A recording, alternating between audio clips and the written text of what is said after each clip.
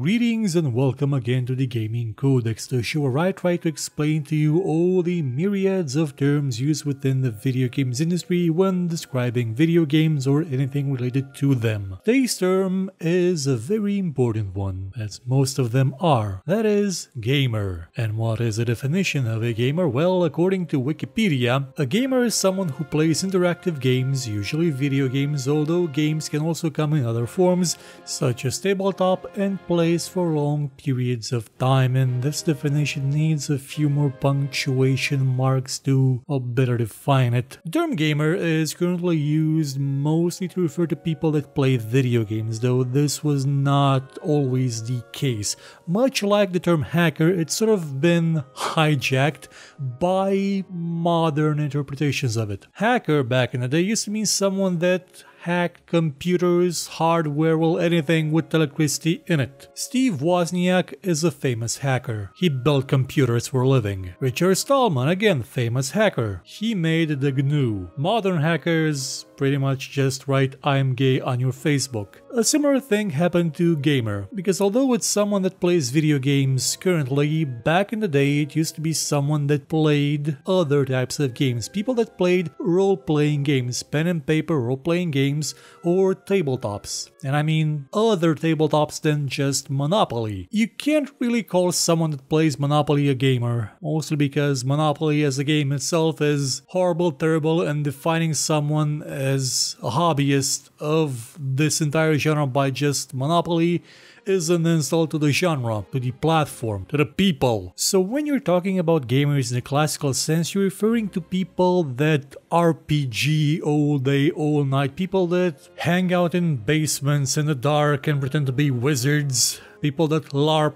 people that have no shame in admitting, even if they're 50 or 40 or 60, that they basically play pretend. Fantasy, wizards, dragons, anything. And they enjoy it. They enjoy being part of a group, of a community. They enjoy participating in what basically is an improvised theater play. If you want to know more about the traditional gamer, I suggest you take a look at the Gamer series made by Dead Gentleman. It's a movie series that's just superb, and it's available for free on YouTube. You can also buy it off GOG and well from their sites respectively. Moving on, what is the popular definition of a gamer? Well, that is anyone that plays games. Now this time I mean people that play video games. This is what the popular definition is. But does it encompass absolutely everyone that plays a game? This is a very difficult thing to actually pin down because people have different interpretations of this, where if you played Bejeweled once, you're a gamer, or if you play Candy Crush, you're a gamer, or if you are the kind of person that spent 200 hours in Team Fortress 2 in a month, only then can you call yourself a gamer. There are multiple levels of what people define a gamer as being. To some, it's just the hobby. I mean, you play a game now and again, you're a gamer. To some, that's not enough to define a gamer. To some, a gamer not only has to play games, but also has to have a certain passion for them, a certain level of dedication. The idea is that being a gamer is similar to someone who is an audiophile. You don't call anybody that owns an audio system an audiophile. No,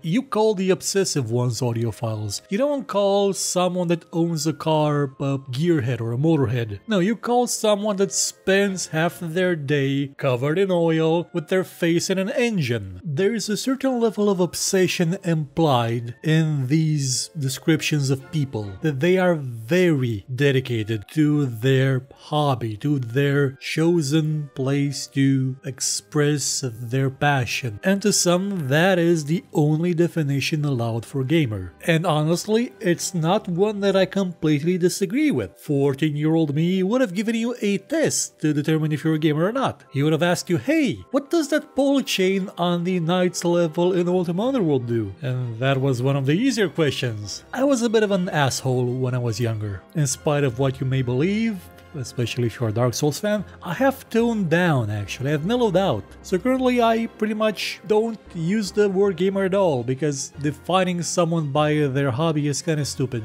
Unless they're really obsessive about it to the point where that is their personality. In that that case, yes, I'm all for using the word gamer to describe some people. People of any gender. Gamer does not explicitly say that you're a male. Anybody that wants to call themselves a gamer can be a gamer regardless of their gender. That's why terms like girl gamer kinda stupid, or any other variations with modified letters just to draw attention upon themselves and de-homogenize a very tightly knit group, a community. Because make no mistakes about it, gaming is a community, one that people have repeatedly tried to splinter off and make their own without actually trying and, you know, being part of it. Because although there can be complete and utter assholes in the gaming community, pretty much everyone that plays League of Legends falls in that category, gamers are not the monsters that the media makes them out to be. If they were, keep in mind that Counter-Strike itself has, what, 500,000 players constantly every day playing it. If all of them were complete and utter monsters, we'd be having wars that aren't based on, well, you know, the stuff they're based on today, the depressing stuff, the horrible stuff. No, we'd be having wars based on, I don't know, if Dark Souls 2 was bad or not. What I'm saying is that painting an entire group that covers hundreds and hundreds, probably a billion people, maybe more, based on the actions of a very few singular individuals and complete assholes, is kind of a shitty thing to do, especially since there's no overarching conspiracy or directive to cherish and encourage their assholery, like you see in other places with other things. So here comes the other question. Does playing 5,000 hours of Farmville make you a gamer? Yes it does. Your grandma is a bigger gamer than you are. I can pretty much guarantee it. Give her a Celtaris game as a present and you'll make her very happy. Now, what would be the marketing definition of gamer? Well, that would be an easily manipulated person that can be convinced to do anything just by stroking their ego a bit, comparing them to warriors, athletes, or to people with actual skill makes them easy prey for product sales. Let's face it, this is what the industry sees when they hear the word gamer. This is what businesses see when they hear of gamers. Their market, one that they're going to exploit to the bitter end. You want an example? Okay, gamer fuel, Doritos and Mountain Dew gaming food stuff.